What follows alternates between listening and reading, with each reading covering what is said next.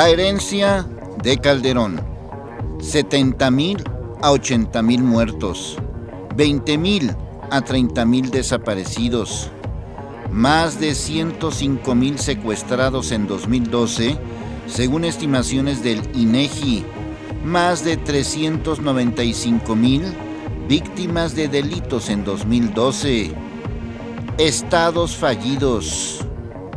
Hay que recordar que Felipe Calderón, cuando toma posesión, se presenta ante las fuerzas castrenses, declarando una guerra contra el narcotráfico, desplegando 45,000 efectivos del ejército para una lucha desgastante, una lucha sin estrategia, donde la Procuraduría General de la República manifiesta en un documento que en el sexenio de la guerra, de los 8 carteles reconocidos, surgen 80 minicarteles que no hay que demeritarlos porque han sido de alto impacto por todos los ilícitos que han cometido. Con Enrique Peña Nieto la tendencia continúa. A pesar del tiempo transcurrido, a partir de que se ganó las elecciones en julio, a la entrada él de toma de su protesta y a lo que va, estamos hablando prácticamente de aproximadamente 16, 17 meses y en los cuales todavía no vemos plasmado esas promesas, esa parte de su plan de acción, sobre todo en materia de seguridad. Del 1 de diciembre de 2012 al 31 de octubre de 2013, casi 17,000 homicidios dolosos, más de 50 diarios, cifra reconocida por el Secretariado Ejecutivo del Sistema Nacional de Seguridad Pública, es decir, datos oficiales. Pero estamos hablando de un país que en 4 años duplicó el número de homicidios, es decir, llegamos a tener 10,000 homicidios en 2005 y ahora tenemos 17, 18,000 homicidios, todavía con muchos problemas de tema de desaparecidos, aparecen en todo el país fosas clandestinas, entonces todavía es provisional lamentablemente este conteo de 17, 18,000 víctimas. Abrimos las rendijas. Crimen organizado. Un cuento de nunca acabar.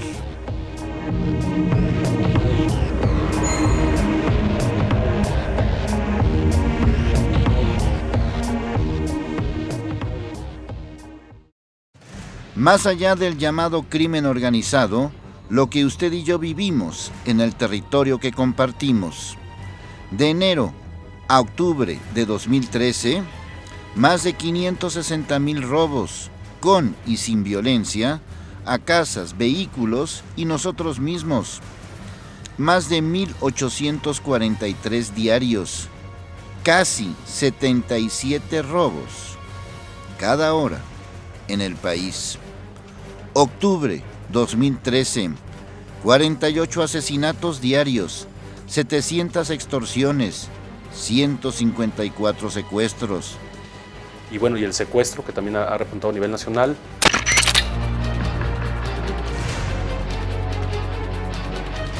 El tema de las extorsiones, que también está muy alto, a pesar de que se denuncia poco, aún así se siguen elevando los índices de extorsiones. Y los delitos de alto impacto, todo lo que es robo violento, particularmente a personas, a casa, habitación y en carreteras. Pero sigue muy elevado el número de homicidios. Tenemos una tasa como país de alrededor del 19-20% por cada 100,000 habitantes, que es como se comparan los países, y seguimos lamentablemente ya muy cerca de Brasil, que es también uno de los países muy violentos y el más violento del mundo, que es Honduras, con 60 homicidios por cada 100,000 habitantes. Ahora ya no es así, ahora cualquier individuo puede ser preso de un secuestro por 3, 5,000, 10,000 pesos.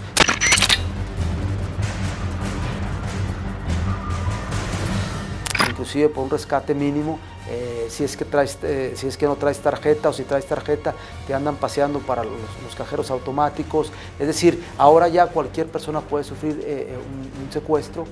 Y luego las extorsiones, es decir, se ha democratizado mucho, se ha hecho muy popular. Se habla que solamente 2 de cada 10 secuestros se denuncian. Entonces estamos hablando que hay una cifra negra de aproximadamente 80% de lo que no está de alguna manera teniendo o llegando a la autoridad. Y aclarar que en todo esto son casos relacionados con denuncias respectivas. Y esta realidad que nosotros estamos presentando es la famosa realidad que solamente abarca la seguridad objetiva, que son los datos duros que tienen las instituciones. Estamos hablando que un 84% de los delitos no se están denunciando, un 16% es el que se denuncia, y es en donde estamos viendo que hay un incremento en la parte de los índices de delincuencia. Hay otras historias que ni siquiera se reportan. Podemos decir que Jalisco está tranquilo, podemos decir que Jalisco no corre riesgos.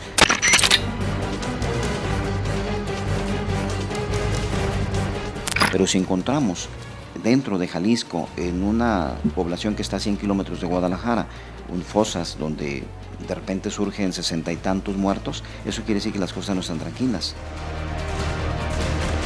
Dicha indagatoria ha dejado hasta el momento saldo de 9 cuerpos localizados. Pues ya se acumulan 31 cuerpos. Suman ya 42 cuerpos hallados en las fosas clandestinas ubicadas en el estado de Jalisco y Michoacán, en México.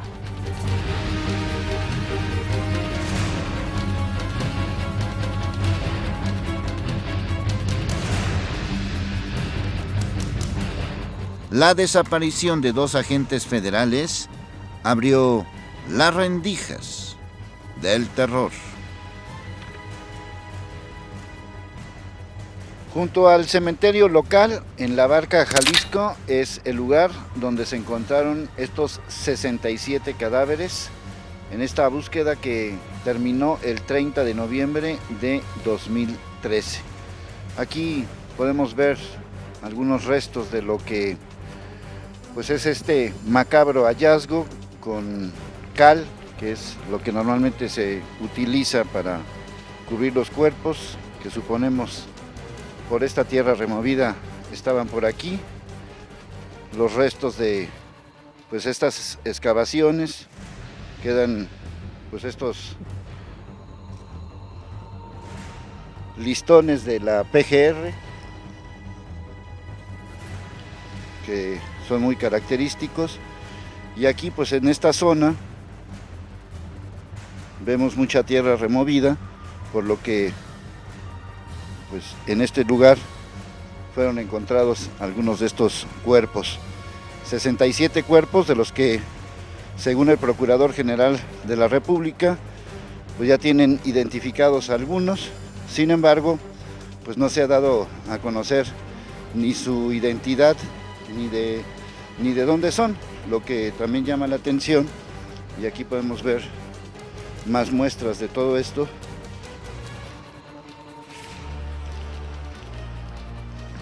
Más tierra removida, aquí no hay cal, y pues ahí están los restos de toda esta zona que pues forma parte de estas investigaciones que se hicieron a raíz de la detención de policías municipales en Vistahermosa, en Michoacán. Para allá está Michoacán, y pues con esto nos podemos dar un poco la idea de la situación que se vivió aquí. No se sabe ni siquiera si los cuerpos son recientes. Aquí vemos los restos de otra excavación, que seguramente pues aquí también por la cal y por todo pues había algo. Y aquí también se puede notar esto, originalmente este fue el lugar donde se dijo, debe ser allá abajo, junto a un lugar de sembradíos, junto al panteón municipal que ya vimos, estaban estos cuerpos. Ahí todavía hay restos también de cal que se pueden notar. Entonces la primera zona debió haber sido esta, y conforme fueron avanzando ya llegaron a este lugar. Ahí podemos apreciar pues lo que es La Barca, Jalisco. Estamos muy cerca de lo que es esta zona. Esta es la calle Revolución, esta es la calle de Lázaro Cárdenas, y pues en este lugar estaban estos 67 cuerpos. Y pues nada más para dar constancia de que este es uno de los tantos eventos que están relacionados pues con el crimen organizado, como ya los vivimos en propio Guadalajara, a raíz de los cuerpos encontrados en los Arcos del Milenio. Esto fue en noviembre del 2011, estamos ya en diciembre del 2013, es decir, 2 años después. Aquí también hay excavaciones. Y bueno, pues este es el resultado de lo que pues se supo a raíz de la búsqueda de estos 2 policías federales. Se llegó a este hallazgo y hasta ahí sabemos, o hasta ahí nos han dado a conocer. Seguramente los cuerpos tenían varios años, 3 o 6 años o quizás en ese lapso.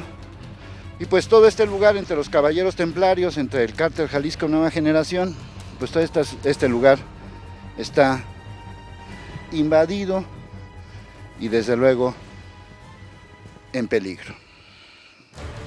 Las labores ya están suspendidas y los agentes desaparecidos desde el 3 de noviembre de 2013 no han sido localizados. Se dirigían a la unidad de operaciones mixtas en Briceñas, Michoacán. Las autoridades encontraron un par de días después calcinada la camioneta de René Rojas Márquez y Gabriel Quijada Santiago en la carretera Zaguayo-Vistahermosa. Bueno, pues la evidencia aquí están, son unos guantes que se utilizan para este tipo de investigaciones. Aquí también pues hay cubrebocas, también aquí hay otras cosas, además de la basura tradicional que dejan siempre esta gente. Y aquí pues está la cal, ya sabemos que la cal se usa para cubrir los cuerpos y aquí están las excavaciones. Seguramente pues aquí hubo cuerpos. Llama la atención que estamos en este lugar, hay cuerpos allá, hay cuerpos más allá y en toda esta zona se calcula que fueron cerca de 20 fosas para el total de 67 cadáveres. No sabemos si hay más, porque las excavaciones terminaron el 30 de noviembre y posiblemente continúen. Abrimos las rendijas. Crimen organizado. Un cuento de nunca acabar.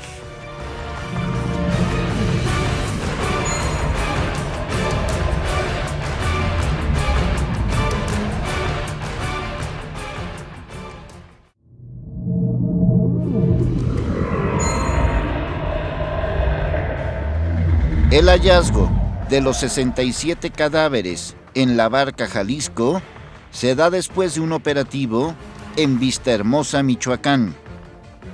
Esta es la presidencia municipal de Vistahermosa en Michoacán. Aquí fueron detenidas 25 personas, 22 policías municipales y 3 civiles, quienes confesaron todo lo que se halló en La Barca, Jalisco, estos 67 cadáveres. La búsqueda inició por los 2 policías federales extraviados, desaparecidos, y muy cerca de aquí fue donde se encontró la camioneta calcinada, un lugar tranquilo y apacible. Parece mentira que desde aquí se supiera tanto acerca de esta pugna de los cárteles, los de Jalisco y los de Michoacán. Los policías municipales detenidos confesaron haber entregado, a petición de líderes del cártel Jalisco Nueva Generación, a los 2 agentes de la PGR esposados en el municipio de La Barca, Jalisco, y que desconocían tanto el paradero como la situación de vida de esos agentes. También por detención de miembros del cártel Jalisco Nueva Generación, narcomenudistas, se supo de otras narcofosas halladas en diciembre de 2013 en Zapopan, Jalisco. Estas gentes, al momento de que se les interroga, se lleva a cabo una diligencia por parte del agente del Ministerio Público y nos llevan a un predio que está ubicado sobre la carretera o la brecha que va hacia la población de Palo Gordo, en la que es zona rural de Tezistán, sí, el del municipio de Zapopan, y se logra detectar efectivamente un primer punto donde se localizan, como algunos medios ya han manejado, 5 restos de personas, 5 occisos. Lo que esta persona, uno de los detenidos, refiere es que él había participado en varios eventos, hasta 25 eventos, pero desconoce la cantidad de cuerpos que pudieran estar.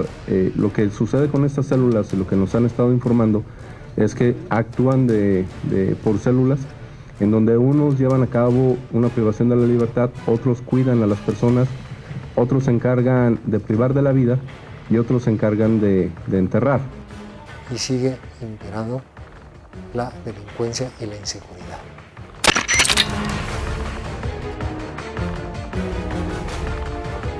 Como si fuera tierra de nadie, donde los 3 niveles de gobierno no operan. Ahora, hablando específicamente... Se acaban de descubrir 67 cuerpos, lo que nos reportaron las autoridades en el municipio de La Barca, en colindancia con el estado de Michoacán. Estamos viendo obviamente que hay acontecimientos obviamente pues, que llaman la atención, sobre todo lo que sucedió en Tepatitlán. Estamos viendo una serie de cuestiones que preocupan. Esto puede compararse a lo encontrado en San Fernando, Tamaulipas, en 2011, con 88 cuerpos, la gran mayoría de migrantes centroamericanos, o las más de 209 narcofosas en Durango. Desde diciembre de 2006 hasta abril de 2011, un total de 647 cadáveres fueron encontrados en 156 fosas clandestinas en 22 estados y el Distrito Federal. La cifra actualizada, desde luego, debe ser mucho mayor. Un año después de terminar su periodo presidencial, Calderón admitió: el problema de México no es un asunto de drogas nada más. Las organizaciones criminales han adquirido tal grado de sofisticación que se están apoderando de las instituciones. Joan Grillo, periodista inglés, autor del libro El Narco, lo explica así: es la herencia de Calderón. La estrategia estuvo mal, porque empezó mal. ¿Dónde calificas que estuvo mal la estrategia? Yo creo que al principio mandó al ejército sin una misión muy clara a muchos lugares del país. Se vio en calentar las plazas, calentar los lugares sin resolverlo. Y llega el ejército, por ejemplo a Ciudad Juárez, y van a barrios sin inteligencia bien. Mucha gente torturaron jóvenes en los barrios y muchas veces estaban preguntando quién vende droga en la esquina. Información básica. Sí. Que no tenía, como también es algo que ha cambiado. Hoy en día lo ves más cuando usa las fuerzas armadas. Es más cuando hay inteligencia, si va a la marina, si tiene inteligencia de un capo y se entra. Que lo puede justificar más. Sí, una táctica así. Pero cuando manda 2.000 soldados a un barrio pobre y desagarra a los narcotraficantes. Aunque agarres a alguien va a ser siempre menor, ¿no? Sí, cuando agarran gente menores y a muchas violaciones, ¿no? Pero también yo creo que Felipe Calderón no veo en aquel tiempo el poder de los cárteles. Dice el libro, el narco no es una banda, sino una vasta red criminal cuya sombra asesina se proyecta sobre todo el país. Una industria que mueve en México 30,000 millones de dólares anuales. Una fuerza con armas y estructuras propias de un ejército que posee campamentos paramilitares desde Guatemala hasta la frontera de Texas. Alguien que lo vivió de cerca, como exdirector del CISEN de 2007 a 2011, es Guillermo Valdés Castellanos. él justifica la guerra de Calderón. No, por supuesto, o sea, nosotros teníamos muy claro que la estrategia contra el crimen organizado necesita un componente fundamental que tienes, que es desarticular una red de protección política policíaca.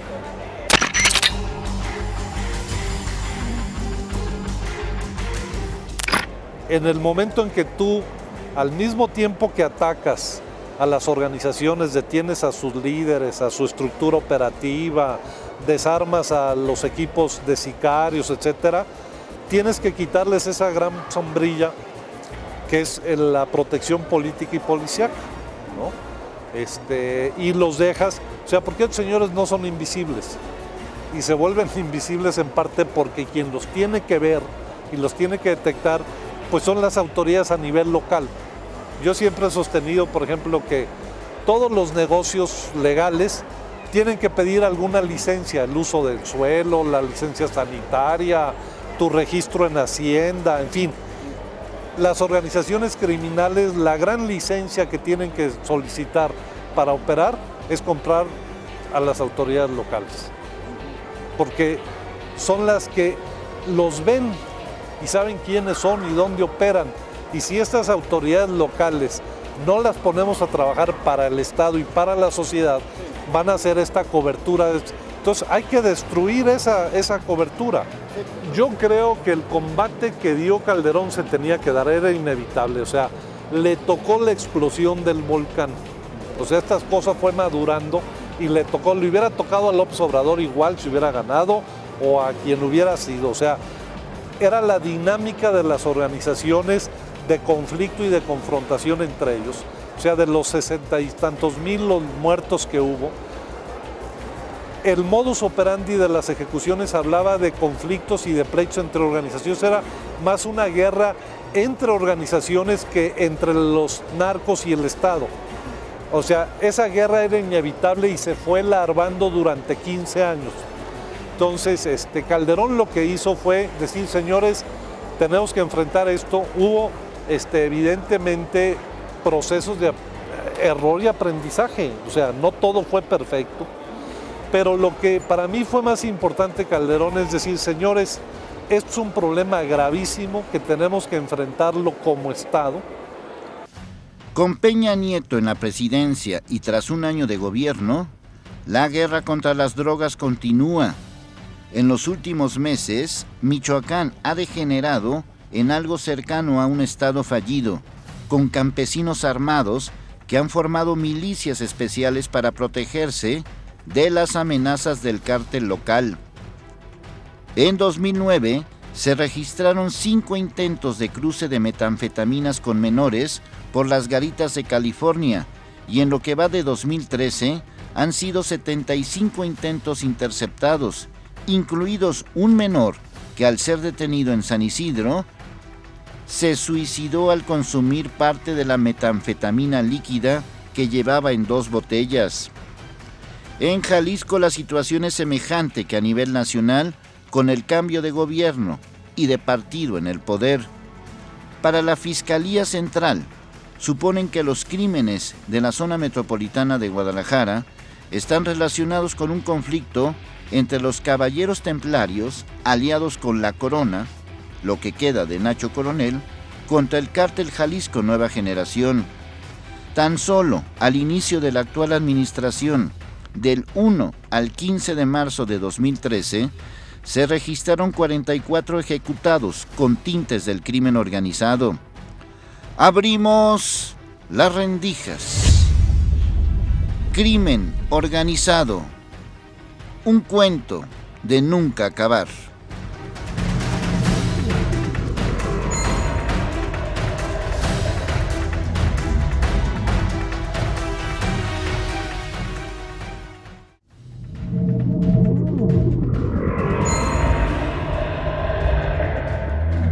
Según la encuesta nacional de victimización y percepción sobre seguridad pública de 2013, presentada por INEGI, la herencia de Emilio González como gobernador de Jalisco hasta fin de febrero de 2013. Víctimas de delitos por cada 100,000 habitantes, comparando 2011 y 2012, aumentó casi 25%. Tasa de delitos entre 2011 y 2012 aumentó más de 67%. De 2007 a 2012, los homicidios dolosos pasaron de 389 a 1,183, un aumento de más de 204%. Los secuestros, 15 en 2007, 64 en 2012, un aumento de más de 326%.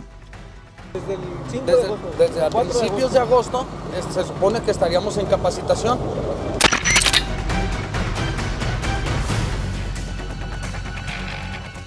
Nada más duró 15 días la capacitación a la Policía Metropolitana y de ahí a la fecha no se ha recibido capacitación alguna.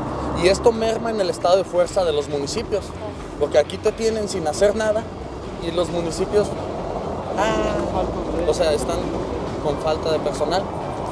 Se supone que nosotros estamos a disposición del comisario de Seguridad Pública del Estado, Solorio es este señor, pero él dice en la televisión y anuncia que estamos en capacitación. Y yo me pregunto, ¿cuál capacitación? Si la única capacitación que recibimos fueron 2 semanas y de septiembre a la fecha hemos cubierto servicios del estadio en las Chivas, de antimotines, siendo que yo no tengo capacitación de antimotín y aún así tengo que hacer ese servicio. Hemos estado prestando apoyo en la Expo, no nomás ahorita en la FIL, sino también en la cumbre. Hubo una cumbre de 3 días, también estuvimos ahí, pero pues ya ahorita ya dice uno, bueno ya, ¿no? O sea, al rato me van a mandar a cuidar la casa de quién, ¿no? Y nos mandaron para acá con engaños. El convenio dice bien claro que los elementos que conformen esto deben de haber aprobado los exámenes de confianza, deben tener un perfil, ¿no es cierto? Hay gente que todavía no se viene los exámenes de confianza. Por ejemplo, en mi caso a mí no me han dicho si estoy certificado o no y estoy aquí. ¿Por qué a la fuerza única que se supone que es un grupo elite? Equipo de lo más corriente. ¿No? O sea, imagínate, te sales de tu municipio para algo mejor y resulta que hasta en equipo te dan menos. La verdad que nosotros nos damos cuenta que todo esto es con la finalidad de concentrar recursos para el Estado. O sea, yo tengo entendido pues que su estado de fuerza es mínimo. Vamos, nadie quiere causar alta como policías del Estado. Ni nosotros, que somos policías, estamos de acuerdo en la política que ellos manejan. Entonces, de una u otra manera ellos se tienen que allegar de gente. ¿Y cómo lo hicieron? Pues mándame gente, como ahorita son del PRI, pues, mándenme gente a municipios. Pero se pasan por el arco del triunfo las cuestiones legales. O sea, tan fácil como decir, te voy a dar un oficio de comisión en donde diga que tú estás comisionado en el Estado. Váyanse a capacitación, muchachos. Pues en un principio nosotros, órale, a echarle ganas, ¿no? Aunque tuviera yo que trabajar más horas, dejas de ver a la familia un poco más, vamos. Pero ya cuando llegas y luego me dicen, ¿sabes qué? Ponte de civil y te vas a la Expo Guadalajara y luego te vas al estadio OmniLife y luego te vas a las fiestas de octubre. Y luego, oye, y el curso y la capacitación y los servicios de alto impacto que vamos a atender. Y no tenemos un oficio de comisión como tal. Un oficio donde especifique que usted es elemento de la policía de Zapopan y voy a estar comisionado en la policía del Estado, ¿no? Entonces, eso es algo que administrativamente muchos funcionarios en el municipio están involucrados. O sea, el director de Seguridad Pública en Zapopan no aclara bien esa situación y nos deja en un estado de ilegal totalmente, ¿no? Nos hemos allegado con los directores y con el propio presidente municipal, hemos hecho peticiones por escrito y no tenemos contestación. Para empezar, los municipios están muy lesionados en cuestión de inseguridad, muy lesionados. Y nosotros aquí perdiendo el tiempo, ¿no? Cubriendo servicios particulares. Porque no es un proyecto viable, o sea, jurídicamente no está bien sustentado.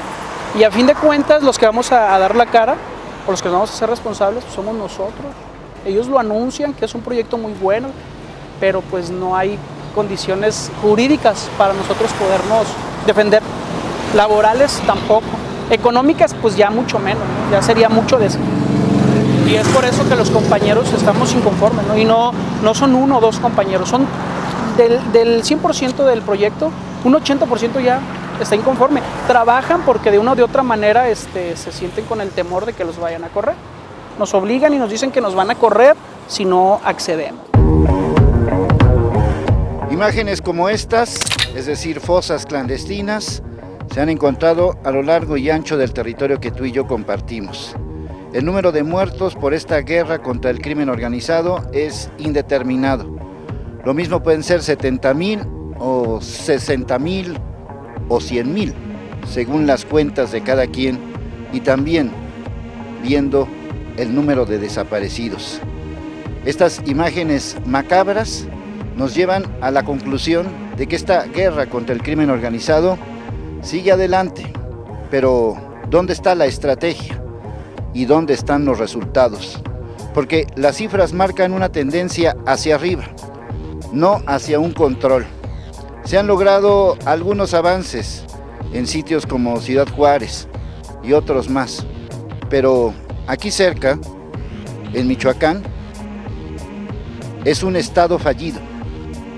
Es un estado donde el control lo tiene el narcotráfico.